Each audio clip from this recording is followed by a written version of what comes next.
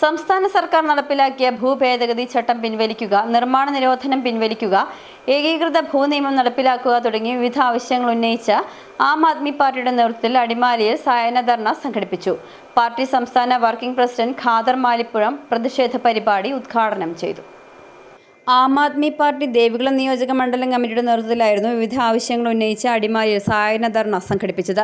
സംസ്ഥാന സർക്കാർ നടപ്പിലാക്കിയ ഭൂഭേദഗതി ചട്ടം പിൻവലിക്കുക, നിർമ്മാണ നിരോധനം പിൻവലിക്കുക, ഏകീകൃത ഭൂനിയമം നടപ്പിലാക്കുക തുടങ്ങിയ ആവശ്യങ്ങളാണ് ആം ആദ്മി പാർട്ടി പ്രതിഷേധ പരിപാടിയിലൂടെ മുമ്പോട്ട് വയ്ക്കുന്നത്. കാണുമ്പോൾ ഓടിച്ചിട്ടടിക്കുന്ന പരിപാടിയൊന്നും ആം ആദ്മി പാർട്ടിക്കില്ല. നമ്മൾ കണ്ടു, ഇവിടെ പ്രതിഷേധം ചെയ്യുന്ന ആൾക്കാരെ ഓടിച്ചിട്ട് തല്ലുക, അവനെ വടിവെച്ച് അവന്റെ തലക്കിട്ടടിക്കുക, എന്നിട്ട് പറയുക അവന് അത് സ്വയം രക്ഷക്കാണ്. പാർട്ടി സംസ്ഥാന വർക്കിംഗ് പ്രസിഡന്റ് ഖാദർ മാലിപ്പുറം പ്രതിഷേധ പരിപാടി ഉദ്ഘാടനം ചെയ്തു.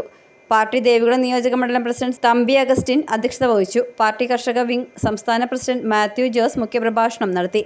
പാർട്ടി സംസ്ഥാന treasurer Moses Motha, Joseph Kattappana, Shijo Thomas, Shijo Vellathuval, V S Siddique തുടങ്ങിയവർ സംസാരിച്ചു. City Vision, Adimali.